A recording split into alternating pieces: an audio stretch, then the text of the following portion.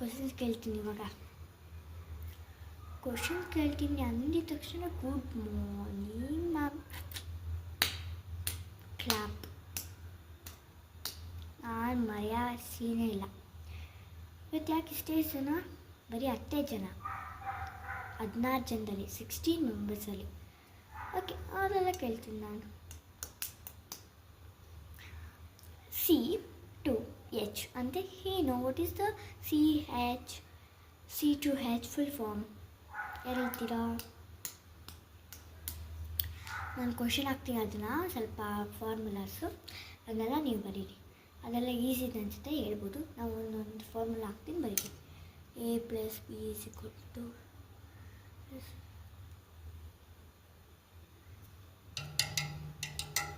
ಹಾಂ, ಬರೀರಿ ಇವಾಗ. ಮ್ಯಾಮ್ ಏನು ಹೇಳು ರಮ್ಯಾ? ಇಲ್ಲ, ಸುಮ್ಮನೆ ಕರೆದೆ. ಹಾಂ ಹೇಳು ಮ್ಯಾಮ್. ಅದು ನೇಮ್ಸ್ ಹಾಕಿದ್ದೆ. ಯಾರು ಮ್ಯಾಮ್? ಅದು ಕನಿಕಾ, ಸೋಫಿಯಾ, ಸ್ನೇಹ, ಧ್ರುವ.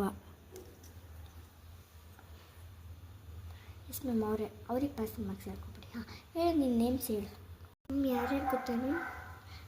ಧ್ರುವಿಕಾ, ಧ್ರುವ ಮತ್ತು ಕೀರ್ತನೂ ಮಾತಾಡಿಲ್ಲ. ಚಪ್ಪ. ಆಮೇಲೆ ಫಸ್ಟ್ ಬಂದ್ಬಿಡಿ. ಹಾಂ, ಇವಾಗೆಲ್ಲ ಪ್ಲೇಸಸ್ ಬಂದು ಆನ್ಸರ್ಸ್ ಕೇಳ್ತೀನಿ. ಹಾಂ ರಮ್ಯಾ ಸ್ಟಾರ್ಟ್. ಹೇಳ ಆನ್ಸರ್. ಗೊತ್ತಿಲ್ಲ, ಹಿಡಿ ಕೈ. ರಜತ್ ನೀನು ಹೇಳು. Get out of my class. Get out my. ಹಾಂ, ನೀನು ಗೊತ್ತಿರೋದಲ್ಲೇ ಗೊತ್ತಾಗುತ್ತೆ ನಿಂಗೇನು ಗೊತ್ತಿಲ್ಲ ಅಂತ. ಎಷ್ಟು ಈಸಿ ಅಲ್ರು, ಹೇಳ್ಕೊಡ್ತೀನಿ ನೋಡಿ. A = 1.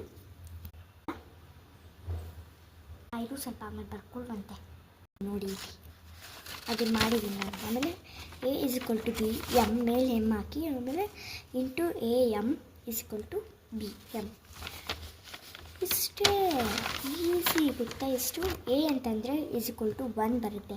ಇವಾಗ ನೀವು ಆಲ್ ಫಾರ್ವರ್ಡ್ಸ್ ಹೆಂಗೆ ಬರ್ತೀರಾ? A ಅಂತ ಬಂದರೆ ಸ್ಟಾರ್ಟಿಂಗ್ 1, B 2 ಆ ಥರ.